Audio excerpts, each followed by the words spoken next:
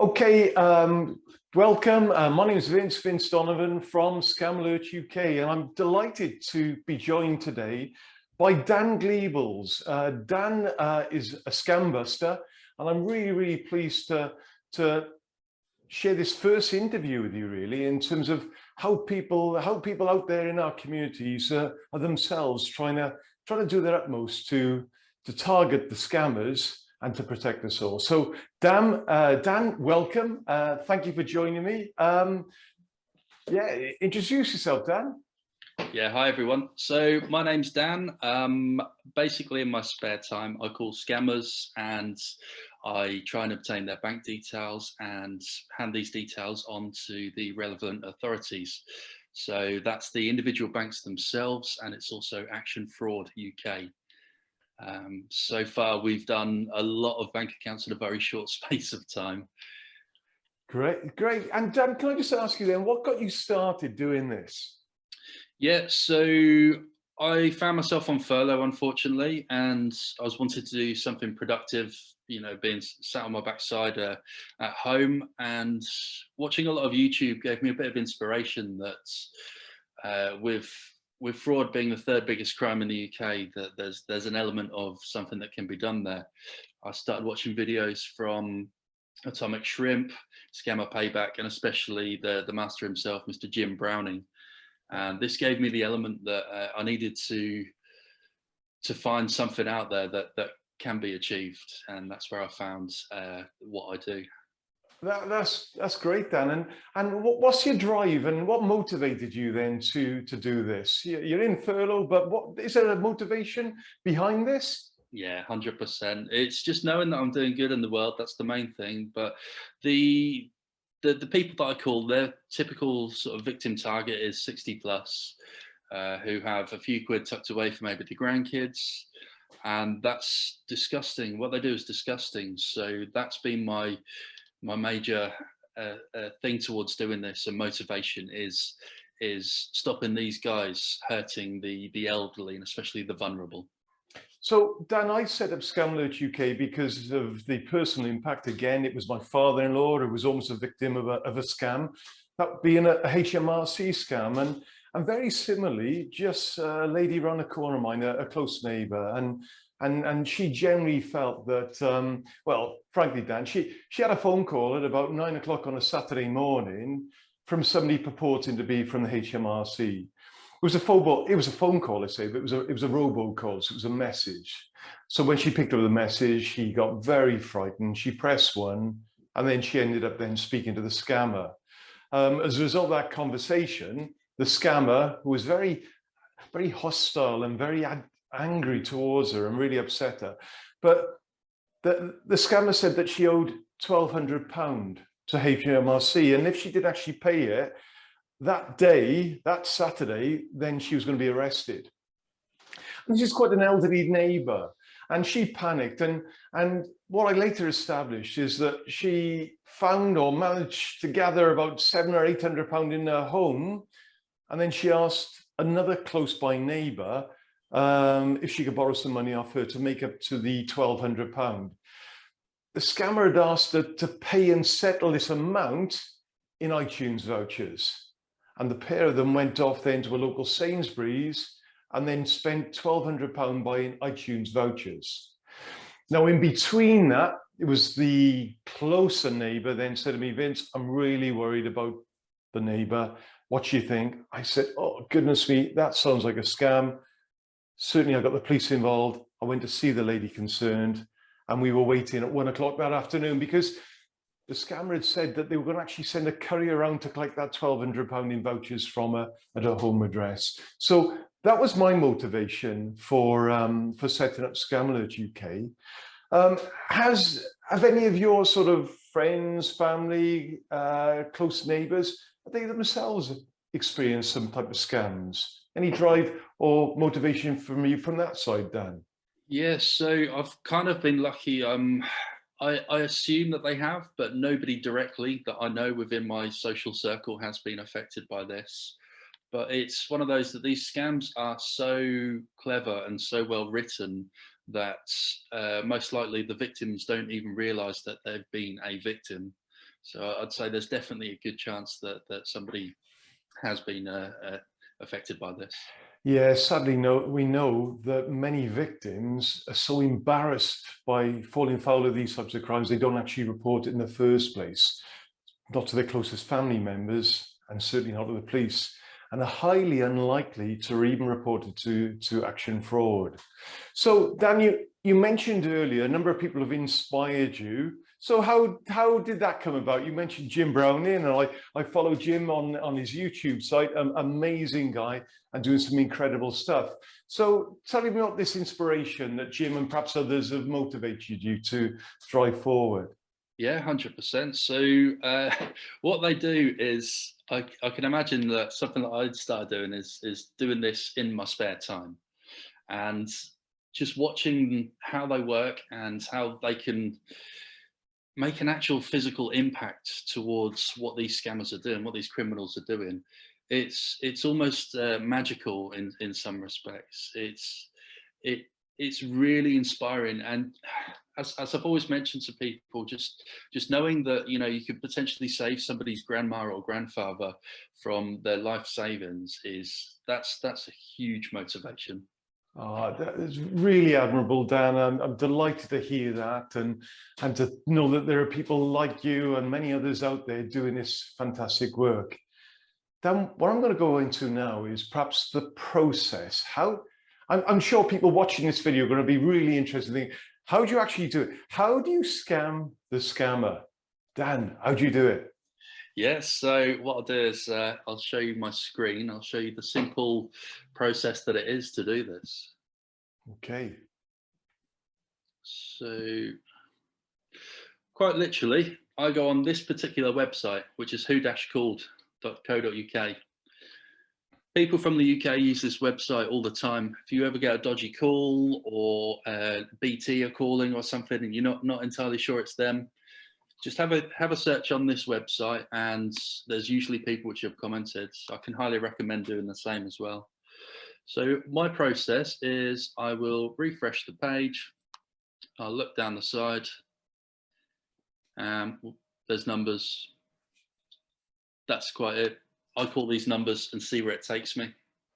Right. Let me just stop you there a sec, Dan. And so this particular website, it's something I'm very familiar about. Why is it such a good website? Why do people use this? What's the reason for this? Well, it's just reliable. If you search, say, for example, I know this number has been an Amazon scam, which unfortunately is still operational. If you search this, and then 7,336 lookups and 248 comments. I mean, that in itself, everybody that's using this site are giving full breakdowns on exactly what transpired on this call. And nobody's asked anyone to do this. It's just a natural thing when using this site. This for me is fantastic, because I know that I can look at this number, I can give them a call and edit stuff in myself. So say, like, if I obtain a bank account, I can let people know that this number's had a bank account taken out, and that will give people like a brief sense of warming towards the dodgy number that's called them. Getting these numbers is so simple. There you go, there's one. Now the process as it is, from here I'll get the number. I've set up a VoIP account with various different numbers. VoIP is effectively an internet phone, for those that might not know. I then have a recording software which I'll have allocated at the back of my screen, and I will quite literally ring the number that's listed and see how the call goes. So you're going to actually ring the scammer. That's the aim. That's the plan, Dan. Yeah. Yes. Yeah. What I'll do is I'll quickly set up. 2 seconds. Wow, so this is actually live, even though this is a recording which will later be played on Scam UK. What you're actually doing for us is live here at this time. So I'm going to be quiet and allow Dan to continue.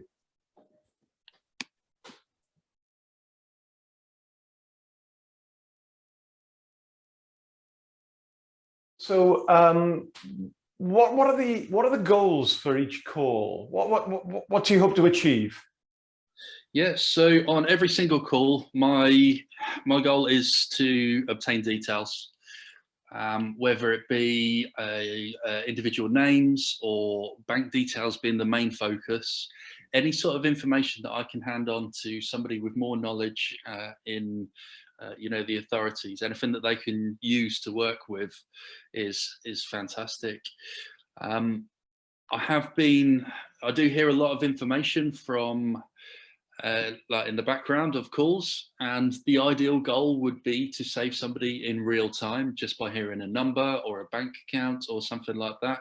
And you do tend to hear that sort of information. There's been nothing as of yet.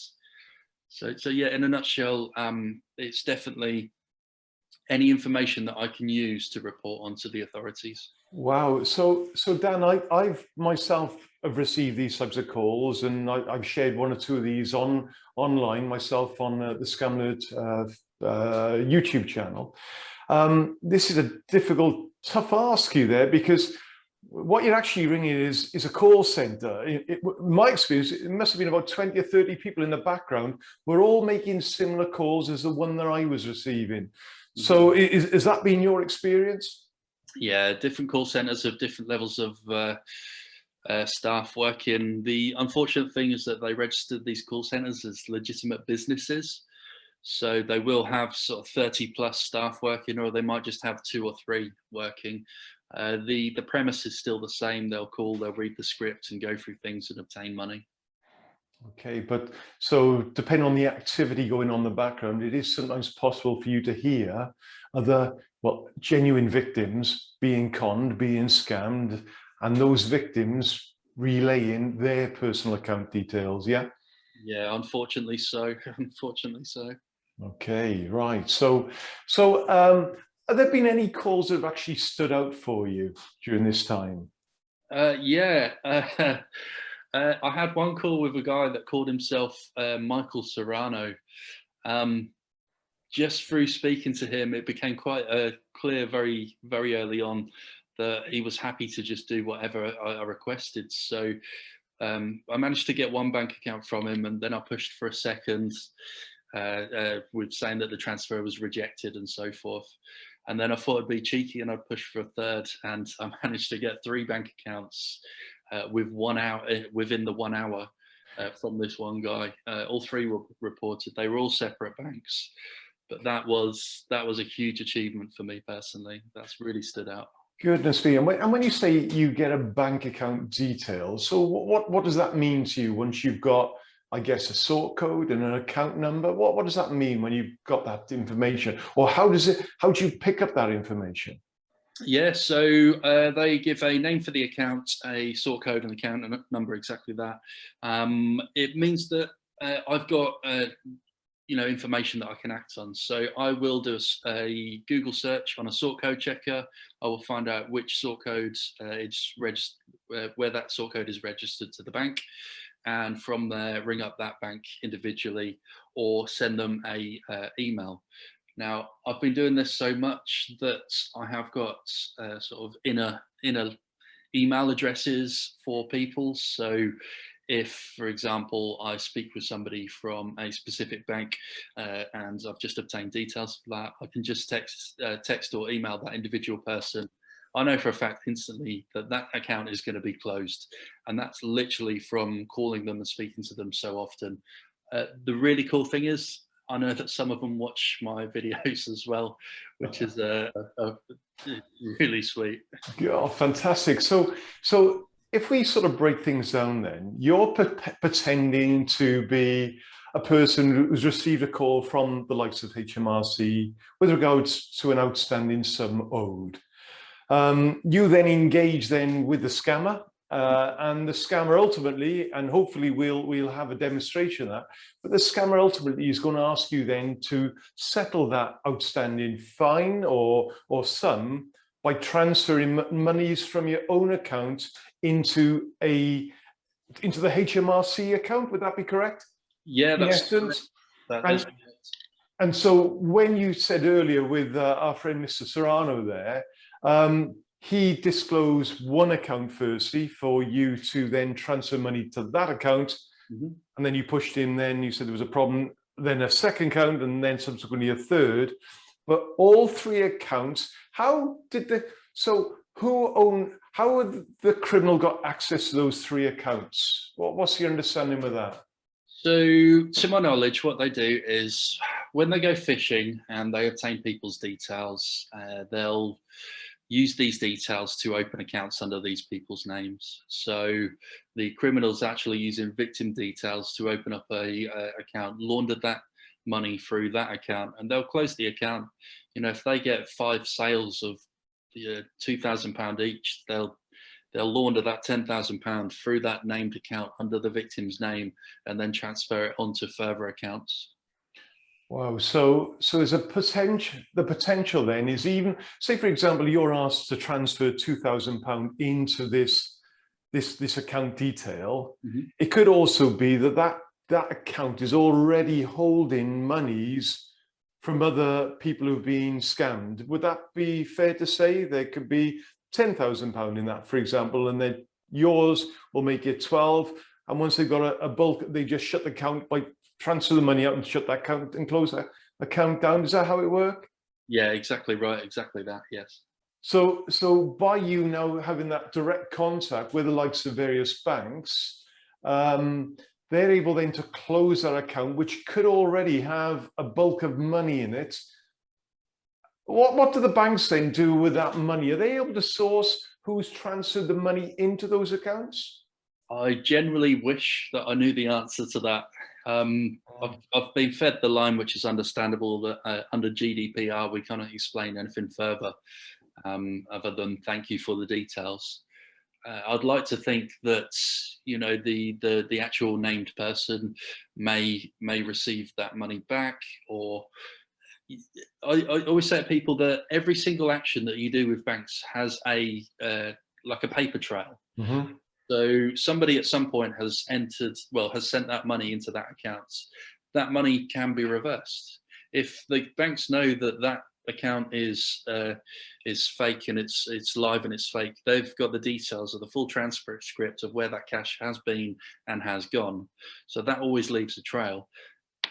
Wow. So it could well be that, going back to our case of Mr. Serrano there, that because of your actions, you've actually potentially been in a position where you've told these various banks, 1, 2, or 3 different banks, that this pockets of money now, and really hit that guy. You've really hit that scammer, and so that all the work and the hours of phone calls, rejections, Mm-hmm. to sometimes getting a successful victim, and then because of your intervention there, you've now blocked that, shut that down, and no longer does that scammer have access to that pocket of money they've worked on over a considerable time. So and in Mr. Serrano's case, 3 hits in one go. Fantastic. Yeah, that would have dented his business bad. His boss would have not been happy with what he did. Wow. I like to think he was the boss, but okay. Almost stupidity. Yeah, he was definitely just a low minion, just doing his job. Wow. So Dan, you said earlier that you've picked this up during the COVID period here, and as a result of being furloughed. So how many successful bank accounts have you actually sourced, and through your interventions, through your scamming the scammer? How many have you actually managed to shut down? Yeah, so I officially started doing this. My first ever call was on the 24th of January. Since then, and it's now the 8th of April, I've closed 35 bank accounts that are being used to launder UK. Wow, that's incredible. And I know that you'll never know, and we'll never know, the banks know, but as you mentioned, the GDPR, we'll never know how much money you've actually stopped from going into the hands of the criminal there. So, you know, that's incredible. So that since January, that's fantastic, Dan. Brilliant. Yeah, so Michael Serrano is by far the biggest win. There's also, I speak to a guy called Eric Wilson, or I did before I assume he got fired. I spoke to him and obtained 13, 14 different bank accounts from him individually. For some reason, he never responded, never recognized my various accents or the same numbers that I was calling him or the same addresses that I was using. the early stages of calling these guys. It was just, I mean, 13 bank accounts from one individual guy across about a month and a half. That was for me personally a huge win. Wow. Okay, so you shared something else with us there, Dan. You said about using different accents. So tough ask for you is trying to, when you're actually speaking to the scammer and you knowing that you've dealt with this guy previously, he's coming up with a different accent and a different slant, and you're just hoping, fingers crossed, he doesn't recognize the telephone number that you shared. Why do you think that is? Why do you think that perhaps he doesn't recognize the telephone number or the possibility of your accent? What's your interpretation of that, Dan? The number of people that these guys speak to, the various different numbers that they speak to people on, I assume it's probably in the thousands each day of individual calls with people. That element of being in touch with so many different people, my accent can get lost in that. And if I change it slightly to like a West Country accent, or do like the worst Geordie accent that people have ever heard, then this guy's not going to really differentiate between mine and somebody else that he spoke to 10 minutes ago. For me, though, what that demonstrates, I think, and highlights to people watching this video is how intense this is for these people operating these call centers, registered call centers, churning out these scam calls. They're doing so many accents, and telephone numbers just disappear into insignificance in some respects. Would you agree? Yes, definitely. Okay, Dan, we've tried our own bit of fishing during this particular interview, and yeah, it has been frustrating. We haven't been successful. You've tried a number of telephone numbers that have appeared on that website, but we've been unsuccessful during our attempts. Dan, I guess is this something you can have a look at for us and come up with a video, a scam call, a successful phishing attempt, and then get back to us? Yeah, absolutely. Today I'll make sure that I will get some. I'll get something for you guys, and do what I can to make sure that this happens. By all means. Oh, that's excellent. Well, I'd like to thank you, Dan, for joining us anyway during this interview. It's certainly been very insightful, and I've learned so much. And I'm hoping those people who follow Scam Alert UK and share our videos and our posts or whatever have themselves learned and in some way have possibly been inspired as well. The more that we can all do to protect some of the most vulnerable people in our communities, the better. Yeah, why not? Dan, I take my hat off to you. Thank you so much for joining me. Thank you. Honestly, a real pleasure. Thank you for having me. Thank you for calling HM Revenue and Customs. How can I help you today? Your first and your last name. All right, Mr. Burder, what's your residential postcode which you have registered on the HMRC? All right, sir. So, John, basically the legal department was basically trying to get in touch your solicitor just to inform you that there has been a legal lawsuit that has been filed against your name by the HM Revenue and Customs in case of tax avoidance and tax evasion. To who prepare your taxes?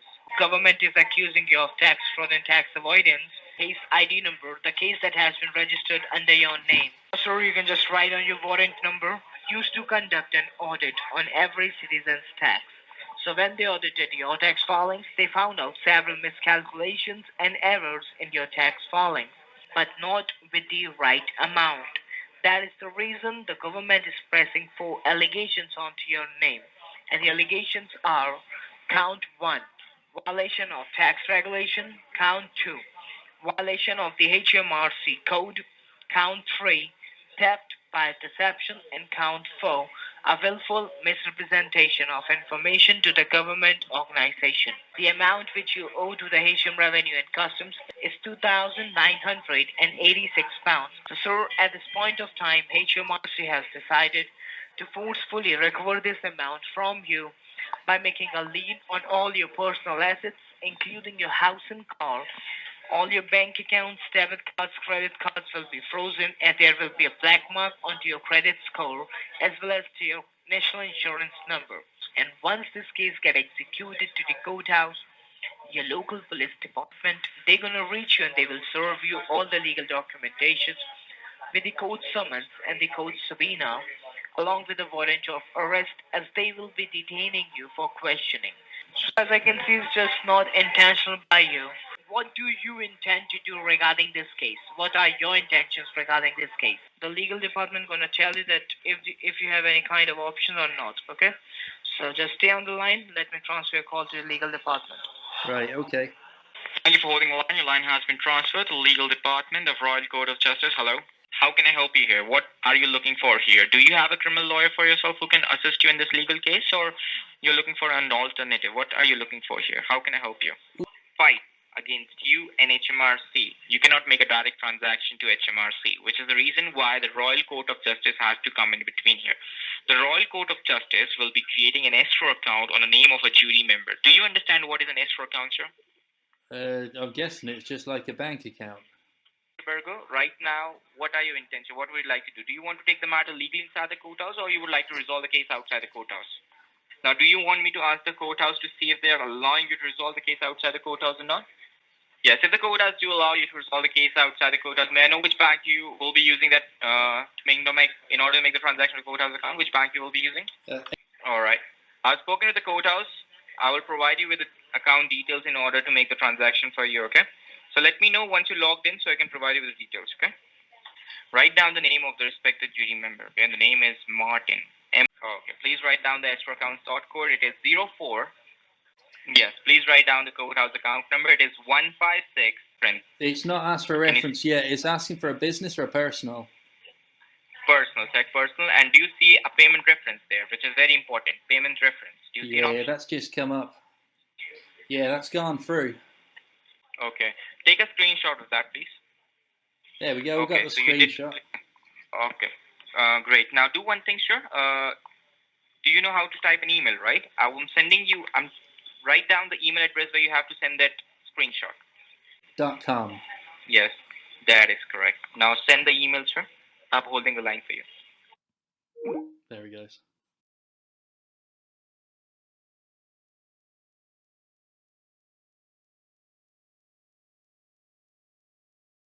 Sir, how can I be able to? Yes. Hi, my name's Dan. Basically, in my spare time, I call scammers, obtain their bank details, and report them to the relevant banks. I've just got off the phone to a scam call centre, and they're using your bank to launder UK victim money. Can I report these details with you, please? Well, you can, yes. Thank you very much for the call and for reporting all this information. I'll make sure it will reach the team needed. Perfect. Amazing. Thank you, sir. Take care. Cheers. Bye-bye. Wishing you a wonderful day as well. Bye-bye.